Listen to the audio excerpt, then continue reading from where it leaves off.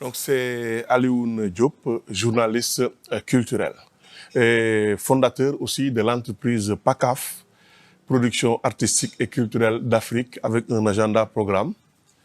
Voilà, initiative art et culture en mouvement pour le développement, c'est l'intitulé de cet agenda avec 5 événements majeurs annuellement organisés. Donc si on doit parler un peu des musiques sénégalaises, puisqu'on a des musiques sénégalaises, je crois que si on remonte un peu, peut-être quelques années avant l'époque coloniale, on va parler de Star Jazz de Saint-Louis, avec Aminata Fall, inévitablement. Mais aussi, on peut quitter le nord pour aller carrément vers le sud pour citer UCAS, Jazz Band de Sédhiou. Mais on va y revenir tout à l'heure en parlant de l'aménagement musical du territoire avec les différents orchestres. Mais après Star Jazz, qui a représenté, il faut toujours le dire, le Sénégal au Festival de Helsinki en 1962, ça fait partie des paragraphes qu'on doit écrire en gros caractères dans l'histoire des musiques sénégalaises. Donc, après Star Jazz, ici à Dakar aussi, on avait Star Band.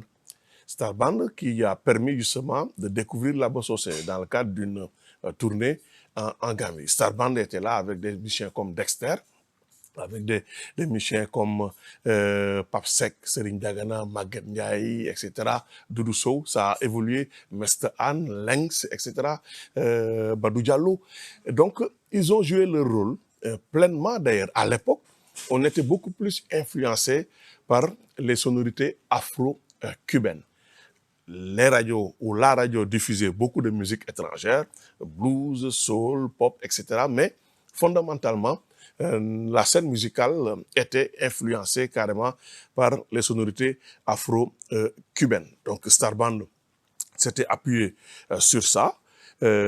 Après, Star Band a évolué un peu pour donner naissance aux superstars, avec toujours Dexter, avec des gens comme William, comme John, mais aussi comme Sambou Ndiaye, etc. Donc, Star Band, à la base, était là avec d'autres orchestres. On peut, par la suite, citer Baobab, puisque beaucoup de musiciens du groupe Baobab étaient au Star Band. Ils ont quitté pour aller former le Baobab parce que au début, c'était un club où se retrouvaient certaines personnes de Dakar. Et ça a fini par être un orchestre carrément.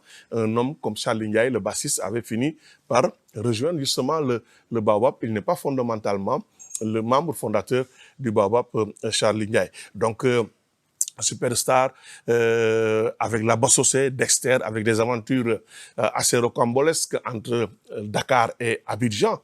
La Bossosé était leader. Comment était Dexter? Qu'est-ce qui s'est passé? Il y avait beaucoup de problèmes, il faut le dire, il faut le reconnaître.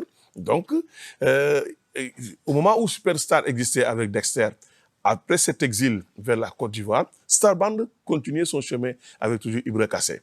Et avec Ibra Kassé, finalement, on a remarqué l'introduction du tama avec Mamané dans ce format afro-cubain pour donner une authenticité, disons, à cette musique que l'on peut appeler, en tout cas, salsa mbala. En tout cas, avec Mamané, c'était vraiment une nouvelle dimension de la scène musicale sénégalaise avec Star Band. Et donc, beaucoup de titres, Gossando, comme ça, je le dis dans le désordre, Machaki, Malagoena, Farantamba par la suite, etc. Mais c'est vrai que Farantamba, c'était number one plutôt. Puisque quand Star Band avait des problèmes avec Ibra Kassé, les musiciens sont partis. Pape Seck, Yahya Fall, Lengs, Maguette Ndiaye, Doudou Sow, ils sont partis et d'autres sont restés. C'est comme ça que là-bas a intégré Pape Fall, etc. Star Band, il fallait pas que ce groupe se disloque. Ibra Kassé a tout fait pour maintenir Star Band.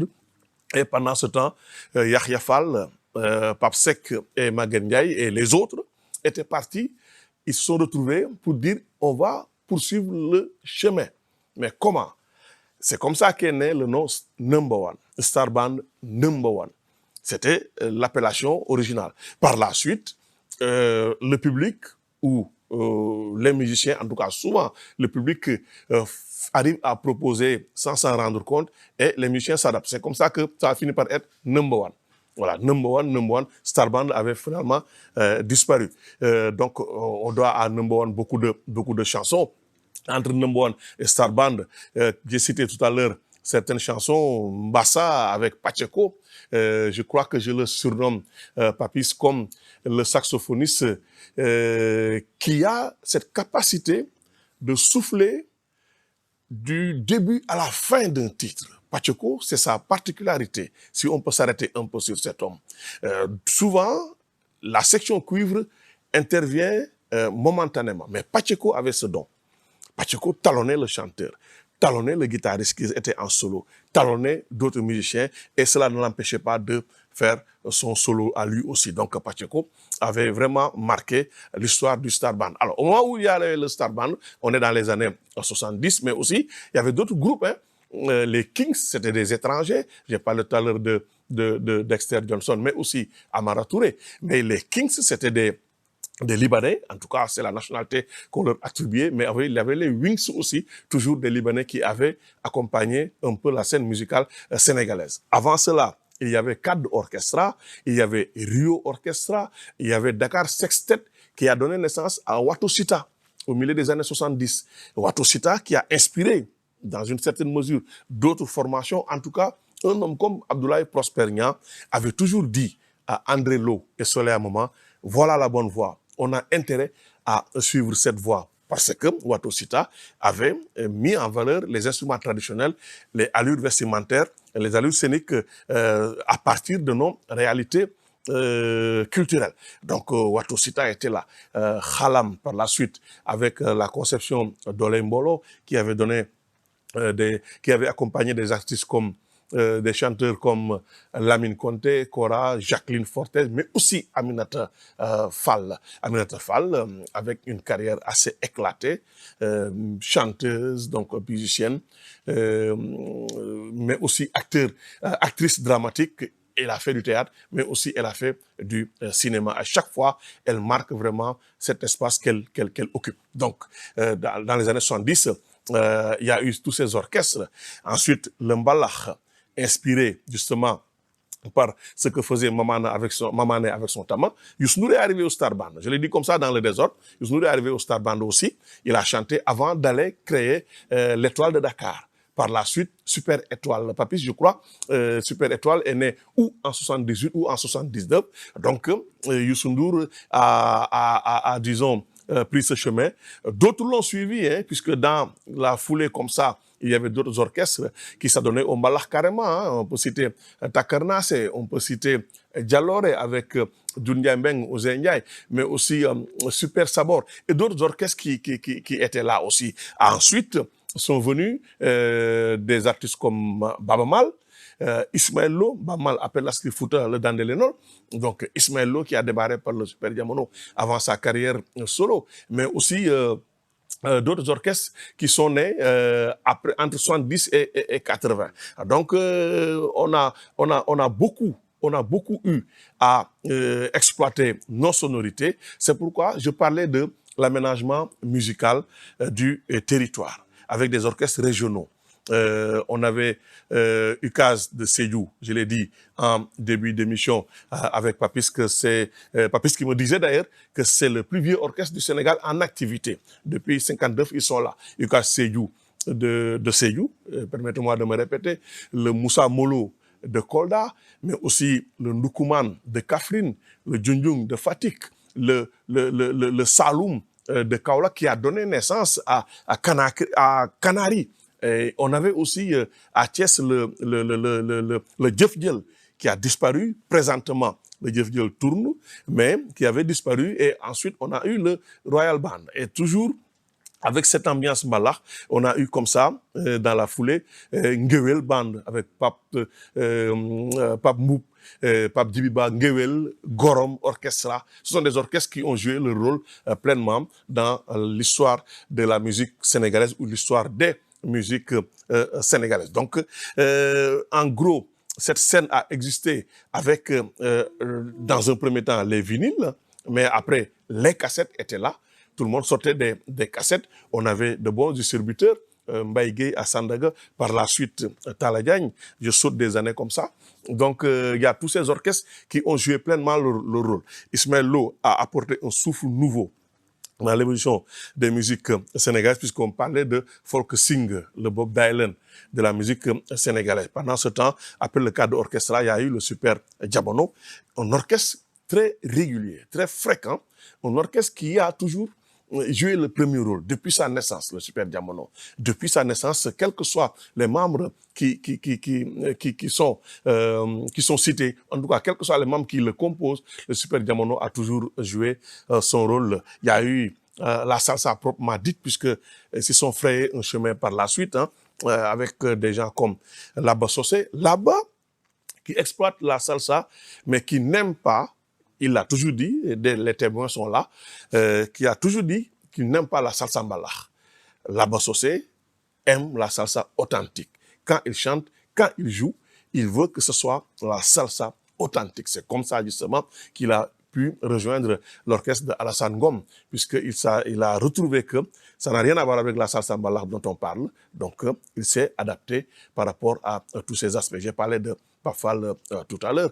Il y en a eu d'autres. Je crois que si on progresse un peu, Papis, pour aller vers les années 80, 90, pour parler de tout ça, par la suite, le rap est né aussi. Le rap est arrivé, voilà. Le rap est arrivé plus tôt. Et au tout début, on avait des raps communautaires. Je dis communautaires parce qu'à partir des groupes socio-ethniques. On avait le Timtimol qui exploitait la langue pulaar. On avait Diafangara qui exploitait, comment dirais-je, la langue sérère. Mais jusque-là, j'ai l'habitude de le dire à des jeunes rappeurs, je suis sur ma faim, je n'ai pas mon rap communautaire. C'est vrai, c'est devenu un slogan, rap Wolof Morao, ça s'adapte, donc c'est fédérateur, c'est toujours bon. Mais j'attends mon rap communautaire, vraiment que d'autres langues soient au devant de la scène rap, soninké, pulaar, sérère, bambara. Vraiment, moi, j'ai toujours faim par rapport à tout ça. Mais heureusement, le rap Wolof est là, il n'y a pas de problème. On fait avec, ça fédère. Donc, il n'y a pas de problème. Donc, le rap est venu. On a eu Diafangara, Timtimol, mais on a eu aussi Kwache Barma avec Koli Tengala à l'époque et Samori. On a eu Pifwas, un groupe qui a une belle histoire, Daddy Bibson, Khuman, Djibez, Koul Koksis, Fatim, Mao, tu vas m'appuyer un peu, je crois, c'était Fatim. Voilà, c'était Fatim. Il y avait aussi des groupes comme BBC, voilà, après la danse, qui ont essayé d'évoluer, en évoluant pour faire un peu pour exploiter un peu leurs atouts vocaux. Donc, le rap a connu aussi comment dire, percée fulgurante, il faut le reconnaître. Les jeunes ont pris en main leur carrière scénique, carrière discographique, mais surtout au niveau des ondes. Ils se sont imposés, les directeurs des programmes se sont adaptés par la force, je vais le dire, pour créer des émissions de rap. Donc, pour ce Black Soul, Daradi, c'était deux groupes qui ont connu des majeures compagnies, donc propulser carrément ou faire la promotion de nos cultures. Donc le rap est devenu par la suite une réalité. On avait un festival de rap, Sénérap, avec DJ Awadi. Ça n'a pas fait long feu, c'est regrettable. Il y a eu des compilations qui ont révélé des artistes, des Sénérap toujours, ça n'a pas fait long feu. Par la suite, on a eu les 72 heures, sinon, de temps en temps, des scènes par-ci, par-là. Mais on n'a pas encore une scène régulière où le rap s'exprime justement carrément. Mais ils ont beaucoup de mérite, ces jeunes rappeurs. Donc, le rap est là, accompagne justement le mbalax. Les rappeurs avaient l'habitude de dire que les distributeurs bloquent leurs cassettes à la fin de l'année pour sortir le mbalax. Mais je crois que là où j'ai senti que quelque chose se passe, il y a un déclic, c'est quand, chez le même distributeur, Talla Diagne, on a sorti Djoko de Youssou N'Dour et Frère Ennemi de Khuman et Daddy Bibson. Ah, j'ai dit, il y a quelque chose qui se passe. Deux affiches collées au niveau des murs, au niveau de la presse populaire. avec le même distributeur, j'ai dit que les données ont changé. Les données ont changé, les rapports ont bousculé, ont démoli des portes pour s'exprimer davantage. Youssou Ndour, son affiche, Xuman et Daddy Bibson, leur affiche côte à côte, je me suis dit qu'il y a quelque chose qui s'est passé. Donc, Papis, je crois que peut-être que tu auras à ajouter quelque chose, mais je crois qu'on a ramassé comme ça des années 60 jusqu'à cette certaine période de l'existence de nos musiques ici au Sénégal. Encore une fois, je le dis, on a des musiques, les musiques sénégalaises, en tenant compte de la diversité culturelle. Moi, c'est Papis Samba, je suis acteur culturel, bon, aspirant chercheur et auteur. Je suis l'auteur de cet ouvrage, Musique sénégalaise, itinérance et vibration, qui est le fruit de pratiquement 10 ans de recherche, ce qui m'a permis de visiter un peu le Sénégal pour voir la richesse culturelle qu'on a dans ce pays. Et en faisant ce travail, je me suis rendu compte qu'en fait, le Sénégal a un vivier culturel qui est très riche et qui est malheureusement sous-exploité par nos musiciens. Parce que aussi la musique au Sénégal, avant l'avènement de la musique moderne, il y avait la musique traditionnelle, avec les cérémonies et les instruments. Le Sénégal est un pays qui est très riche en instruments traditionnels, du nord au sud et de l'est à l'ouest. Et pratiquement, on a tous les instruments de la classification universelle, que ce soit les membranophones, c'est-à-dire les sabars, les djembés, les sorubas et autres. On a aussi les cordophones, c'est-à-dire les khalam, les djembés et autres. On a aussi les idiophones, c'est-à-dire les balafons et les calabasses. Et on a aussi les aérophones, les flûtes chez les Peuls, chez les Diola et chez les Sérères. Mais malheureusement, tout ça, on est en train de le perdre. Et pourtant, dans beaucoup de les Occidentaux, ils viennent au Sénégal et en Afrique pour découvrir ces instruments et les intégrer dans leur répertoire moderne. En tout cas, ça m'a permis de faire une classification et de répertorier pratiquement tout ce patrimoine que le Sénégal doit pouvoir exploiter. Maintenant, Alun, dans son exposé, il a merveilleusement bien campé le décor. Je pense que même je n'ai pas beaucoup de choses à dire parce que très franchement, il a une très grande connaissance et une très grande maîtrise de l'histoire de la musique sénégalaise, ça il faut le dire. Et pas uniquement par des lectures, mais il a une expérience sur le terrain. Et il a aussi la curiosité de savoir, bon, plus aussi il a rencontré beaucoup d'artistes, que ce soit ici en Afrique ou dans le monde, hein, ça c'est important. Donc ça m'a fait un grand plaisir de partager le plateau avec lui. Chacun par rapport à son expérience, ça nous permet aussi de mieux disséquer ce qu'on appelle la musique sénégalaise. Dans son histoire, son actualité et les perspectives que ce débat dégage aujourd'hui. Vous voyez un peu, hein? Donc si j'essaie un peu de revoir ce qu'il a dit, vous savez, là, ce qu'on appelle la musique sénégalaise moderne a commencé pratiquement dans les années 20. Oui, mais si on peut dire, comme il l'a si bien dit, c'est le Star Band de Dakar qui a capitalisé toute cette expérience musicale qui date pratiquement de 40 ans, des années 20 jusqu'à 1960. Et Ibra Kassé, qui était le manager de ce groupe, et même un impresario, il a eu le mérite de mettre en place une école de formation. Parce qu'en réalité, le Star Band, c'était une école de formation. Et comme il l'a bien dit, tous les musiciens du Baobab, du Number One, de l'Étoile de Dakar, et même d'autres musiciens, c'est des gens qui ont eu la chance de travailler avec Ibra Kassé, qui avait une très grande rigueur dans le travail. Bon, ça donc, c'est pourquoi on peut véritablement démarrer l'organisation de la musique sénégalaise moderne avec la naissance du Star Band, qui a été une école de formation, et Ibra Kassé a eu la chance de couver tous ces jeunes musiciens. Il leur a appris ce qu'on appelle la rigueur et la discipline musicale. Donc c'est à partir de cet orchestre, sur les flancs de cet orchestre, que sont sortis le Baobab, comme il l'a dit, le Number One. Mais après, il y a d'autres orchestres qui étaient sur la place, parce que ces orchestres qui sont les musiciens qui étaient au Star Band, c'est des gens qui étaient dans la musique afro-cubaine, qui était pratiquement la bande-son des années 1960. Entre la Médina, Gueule Tapée, jusqu'au Jachlem, c'est des orchestres qui étaient dans la musique afro-cubaine. Mais si tu vas un peu vers Grand Dakar, les quartiers d'Erklé et les Sicap, c'est des gens qui étaient dans la variété musicale et l'afrobeat. J'aimais bien le journaliste Sambou Cissé qui faisait un peu une tentative de classification des musiques de l'époque et qui disait qui appelait ça la musique de Grand Dakar, le son de Grand Dakar, avec les Adama Faye et autres, qui avaient une particularité par rapport à la musique du Star Band. Mais l'avantage de cette période, c'est que ces musiciens, ils avaient une très grande culture musicale. C'est des gens qui pouvaient surfer entre la musique afro-cubaine, le jazz, la soul, le blues et la pop musique. Ils étaient très riches. Ce phénomène a continué jusqu'à la naissance du baobab, parce que le baobab est aussi un groupe de variété.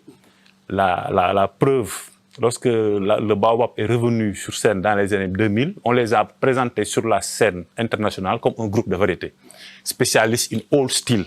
C'est ça qu'ils ont vendu dans le monde. Donc les premiers musiciens sénégalais, ils avaient cet avantage d'être polyvalents, mais en plus d'avoir une très grande culture générale, une très grande culture musicale. Ça a continué avec le Star Band, le Number One, jusqu'au début des années 80, avec la naissance du mbalax. Il est vrai que le mbalax a beaucoup aidé à l'implantation de nos rythmes et de nos mélodies locales sur le territoire national. C'est très vrai. La musique était devenue plus populaire avec les étoiles de Dakar, Super Étoile.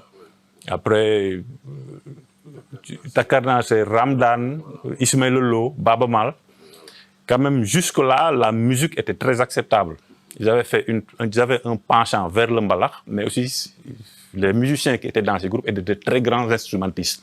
Donc c'est ce phénomène qui a continué jusqu'au début des années 1990, avec ce que j'appelle la deuxième génération de mbalaxman, composée des Fallou Dieng, des Assane Ndiaye, des Alioune Bender. Bon, là aussi, il y avait un succès. Je ne dis pas que la musique était au rabais, mais en tout cas, c'était beaucoup moins intéressant que ce qui existait entre les années 60 et les années 1980.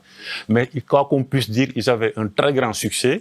Et Alioune aime bien le dire, qu'on aime le mbalax ou pas, c'est notre musique. Ça aussi, il faut qu'on soit clair. Et en matière de musique, il n'y a pas de classification de bon ou de mauvais. Une musique, elle est bonne ou elle n'est pas bonne.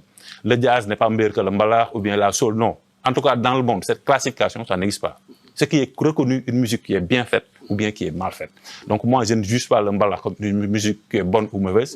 Il y a des gens qui font du bon mbalax, il y a des gens qui font du mauvais mbalax. C'est ça la réalité de fond. C'est ça qui a continué jusqu'au début des années 1990 avec la diversification des genres musicaux, la renaissance salsa, parce que la salsa était morte avec l'avènement du mbalax. Des groupes comme Africando, des groupes comme le Super Kayor, qui sont pratiquement les initiateurs du concept qu'on appelle mbalax, salsa mbalax, même si, comme il l'a dit avant, il y avait des bribes de mbalax dans les orchestrations du Royal Band et du Number One. Mais la systématisation de la musique, ce qu'on appelle salsa mbalax, c'est véritablement avec le Super Kayor, appelé avec Pafal. Voilà. Maintenant, pour les autres genres musicaux, il y a ce qu'on appelle la musique sénégalo-capverdienne, qui a eu comme précurseur le Cabo Verde Show, qui ont voyagé très tôt, avec Daniel Gomez, qui est là jusqu'à présent. Il y a aussi Rui Azul. Il y a aussi la naissance du courant acoustique, avec Seydina Issa Wade, qui est un pionnier. Il y a les Djogol Sakho, il y a les frères Guissé. Après, il y a Pape et Cheikh. Bon, ça aussi, quoi qu'on puisse dire, aujourd'hui au Sénégal, la musique acoustique est un courant très fort, qui existe pratiquement depuis les années 1966. Il est même dit que le Wato Sita de Ousmane Sonko font partie des pionniers de la musique acoustique au Sénégal. Même s'il est vrai que ça s'est développé au début des années 90, avec les frères Guissé. Bon, Ismaël Lolo un peu, hein, et même Baba Mal a fait de l'acoustique un peu. À part ça, il y a la musique religieuse, il y a le reggae. Le reggae qui était très présent sur la scène musicale au Sénégal, avec des groupes comme Safarabi, avec des groupes comme Ara, Amandla, ils étaient là. Bon, à part ça, il y a le mouvement hip-hop qui est né à la fin des années 1980, début 1990, avec des orchestres phares comme le Positive Black Soul, Daradji, même s'il est pionnier un peu, c'est MC Lida et Mbaké Dioum. Ouais, mais véritablement, l'éclosion du rap au Sénégal, c'est pratiquement avec du PBS, avec Daradji, avec Pufras. Mais à un certain moment, il y avait un courant hardcore qui a quitté la banlieue avec les Maktar Likagolar, ce qu'on appelle BMG 44, avec aussi les productions de Mr. Ken qui s'appelait avec Rapadio, voilà, justement. Mais il y a d'autres groupes qu'on oublie souvent. Il y a des groupes comme Sunu Flavor, des groupes comme Black Molo, qui étaient très critiqués à l'époque parce que les gens disaient que ce qu'ils font, c'est une déviation dans le mouvement hip-hop. Mais ironie du sort, aujourd'hui, c'est pratiquement ces mêmes sonorités que l'on retrouve dans le milieu maintenant, surtout avec les beatmakers. Et même Fata le disait à un certain moment, ce qu'on récusait avant, on était complexé. On ne voulait pas revendiquer ce qu'on a.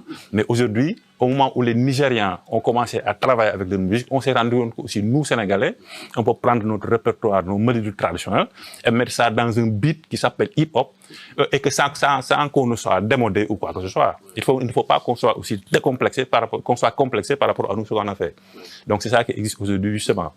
Donc je crois qu'à peu près, c'est tout ce que j'avais à dire sur ce que Maintenant, il y a les contextes. Parce que dans les années 1960, c'était les années d'indépendance.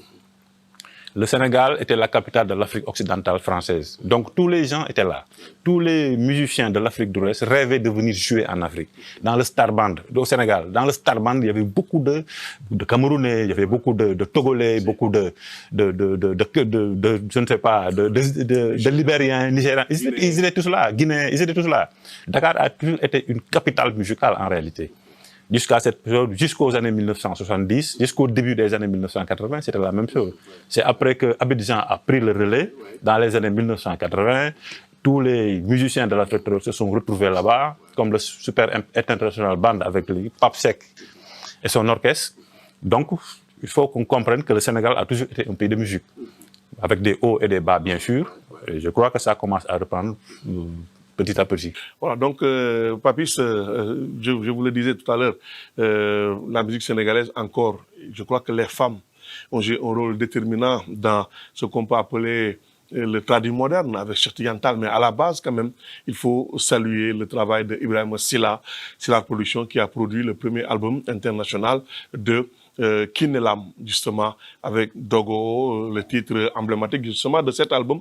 Ensuite, il y a eu d'autres femmes de Sorano qui sont sorties de Sorano pour venir vraiment dans les maisons avec une autre démarche musicale. Et là, c'est Cheikh Tidiane Tall qui a joué un rôle déterminant avec Madjojo Ning, Dial Mbaye,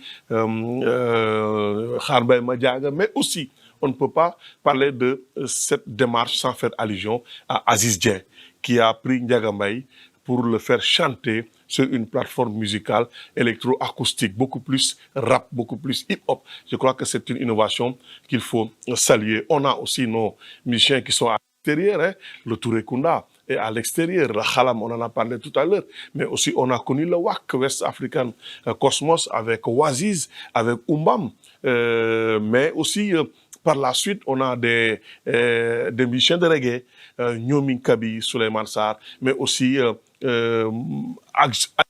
devenu par la suite Max Adjoa avec Falman Bazouka et Maxi Dilik, Malik Sidibé. Il y en a d'autres par la suite. J'ai parlé tout à l'heure de BBC. Je crois que parmi les expatriés, il y a aussi BBC pour parler un peu de la scène rap. Voilà. Donc vraiment, il fallait ajouter ces aspects-là concernant nos musiques à exploiter et aussi à valoriser le maximum possible. Voilà, Papi, je crois que en termes d'évolution des musiques sénégalaises, à un moment donné, on s'est rendu compte que la formation était prise en compte par les acteurs du secteur musical. Tous les corps de métier, pratiquement, ont connu des ateliers de formation. Hein. Je crois qu'un homme comme Mamoudou Konté a joué un rôle déterminant par rapport à ça, en 92 déjà, mais au début des années 2000, la formation était vraiment prise en compte. C'était assez important pour les acteurs de la scène musicale. Oui, ça c'est vrai, hein? Ça c'est vrai parce que c'était au début de la professionnalisation. C'est au début des années 90 avec la naissance du Mbalakh, oui, avec les Youssou Ndour et autres, quand même quoi qu'on puisse dire. C'est en ce moment qu'on avait commencé à parler d'économie musicale. Oui. Les gens avaient commencé à avoir des studios, des maisons de distribution. Bon, au niveau de l'Institut français à l'époque avec Bellorgé. Oui. Il organisait des formations en régie de spectacle. C'est après que les Paris sont partis à Paris. Voilà. Les Ousmane Faye à Irman. Mais aussi dans le cadre du Massa d'Abidjan, il y avait des rencontres professionnelles. Oui, oui. C'est là-bas que les Lotlater et Abdouba ont été formés en régie, en management. Donc à cette époque, la musique sénégalaise commençait véritablement à se structurer, quoi, à s'organiser. C'est vrai aussi. Hein. Il y a eu aussi les associations.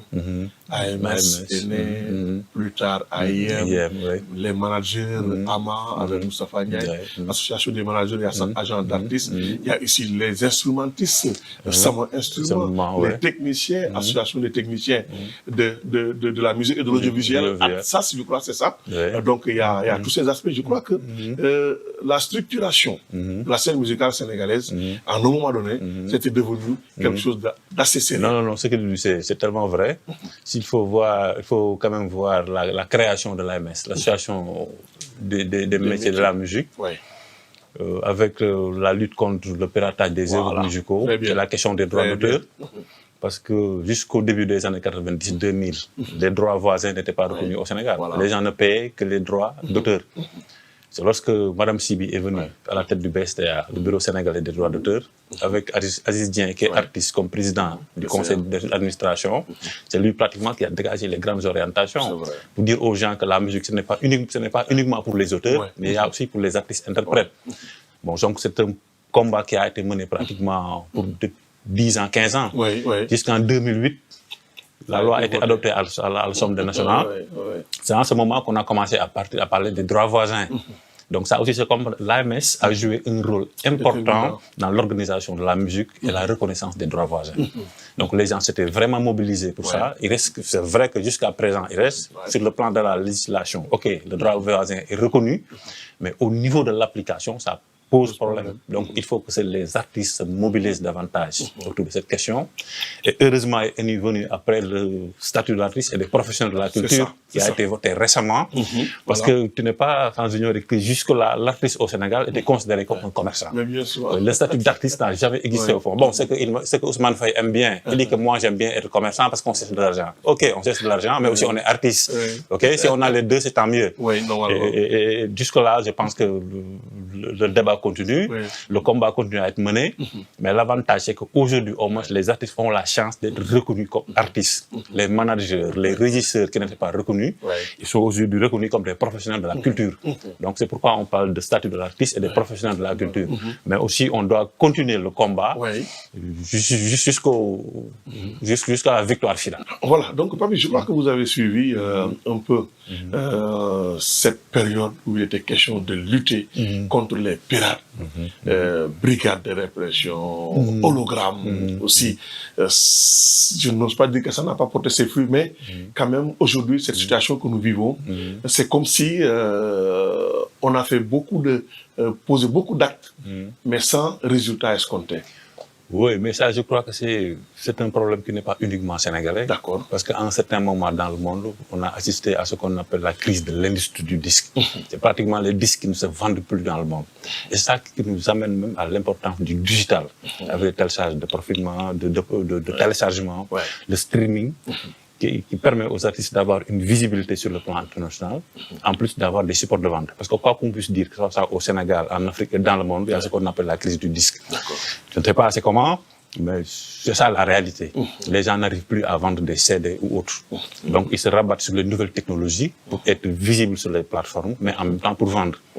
Bon, à part ça, il y a les spectacles. Parce que ce qu'ils sortent maintenant, c'est pratiquement des produits témoins pour faire les festivals, pour faire des tournées, etc., pour monter des tournées, etc. En tout cas, c'est ça la réalité de la musique actuellement. C'est regrettable, mais c'est comme ça. Il n'y a plus d'albums, juste des singles. Des singles. Bon, les rappeurs, ce qu'ils font, tu vois un peu, ils balancent quelque chose sur le net, un morceau, avec une qualité douteuse, il faut le dire aussi, hein, parce que maintenant la musique c'est pratiquement un produit Kleenex. Tu peux t'enfermer dans ta chambre pendant 24 heures et sortir quelque chose, là où avant les gens faisaient 4 mois, 1 an pour sortir. Donc au niveau de la créativité, quoi qu'on puisse dire, il y a des problèmes au niveau de la qualité musicale. Il est vrai qu'aujourd'hui les gosses sont plus célèbres avec la toile. Ils peuvent sortir un produit tout de suite et être présent aux États-Unis. C'est une chance. On ne peut pas l'ignorer. Mais sur le plan purement artistique, quoi qu'on puisse dire, il y a des problèmes. Mais aujourd'hui, Papis, je crois que on peut parler en termes de perspective. Pensez-vous qu'il y a de l'espoir? Il y a eu les formations qui sont prises en compte. Le digital est une réalité. Si on doit parler de perspective de la scène musicale sénégalaise ou des musiques sénégalaises tout court, comment vous l'interprétez?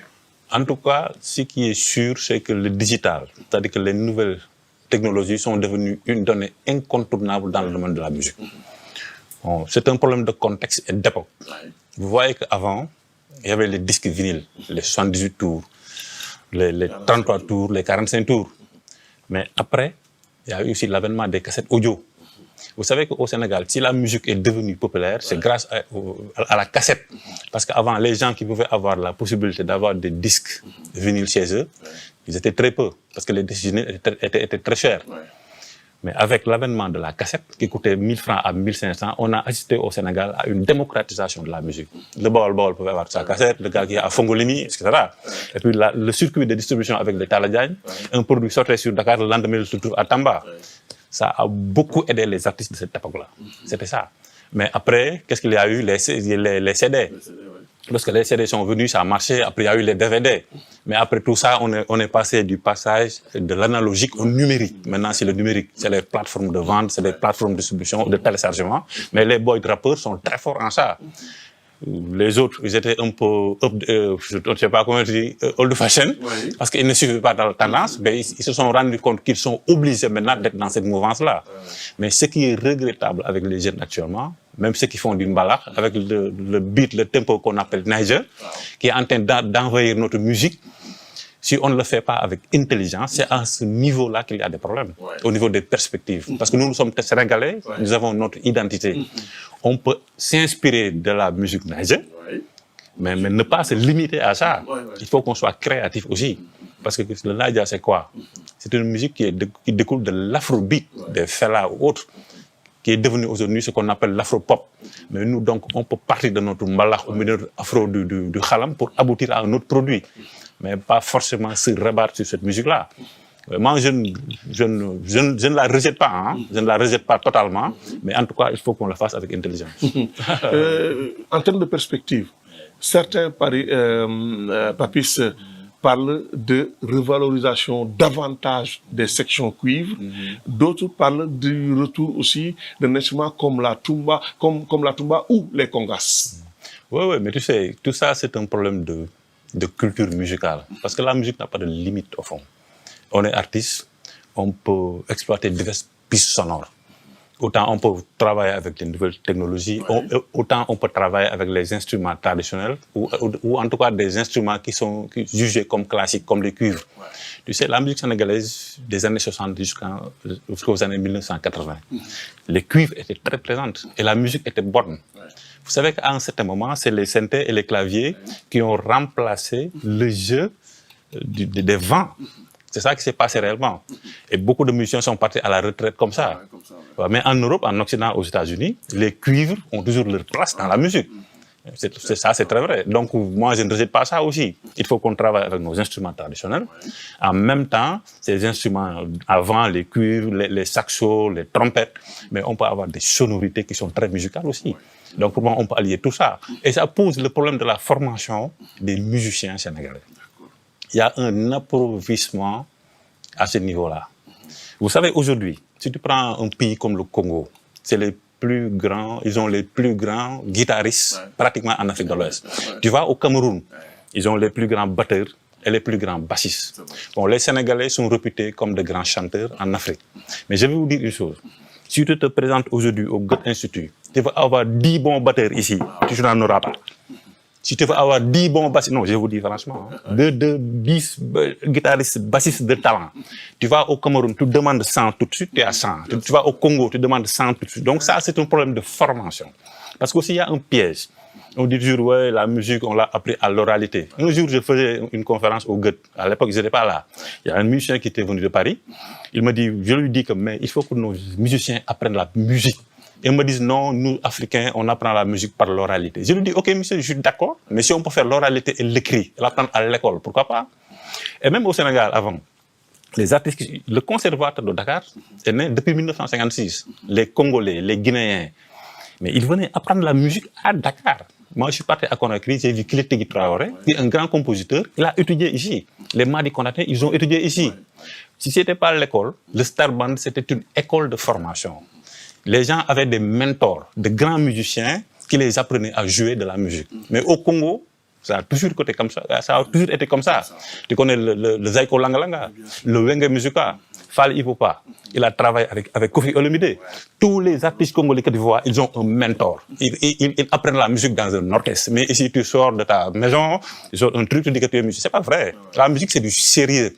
Il faut un plan de carrière, il faut de la rigueur, il faut du professionnalisme, il faut un bon encadrement management, mais il faut faire de la recherche. Il faut faire de la recherche. Il faut avoir de la discipline musicale. Ici, les gens jouent, mais il n'y a pas de discipline. La musique, avant tout, c'est la discipline musicale. Ça, c'est important. On n'a pas tout ça ici. On ne le dit pas, mais c'est du sérieux. C'est pourquoi j'aime bien l'atelier que les gens font à Goethe, d'amener des guitaristes, des batteurs, pour qu'ils font des choses, on visualise pour que les jeunes musiciens sachent un peu la musique c'est quoi. C'est une très bonne initiative. C'est ce que MSU, la Maison de culture à Ouakam, est en train de faire. Former des managers, former des administrateurs culturels, former des régisseurs de spectacles, ce qu'on appelle l'écosystème, la chaîne de valeur, il faut que ça soit présent. Sinon, on ne parlera pas de musique, c'est pas possible. Ça, c'est clair. Je suis entièrement d'accord avec toi. En tout cas, merci.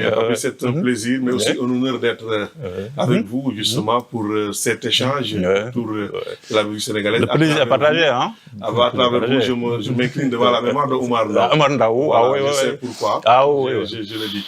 Voilà. Ouais. Omar, c'était un passeur. Moi, j'ai beaucoup appris avec Omar. Si je suis papiste, Omar représente pratiquement ça.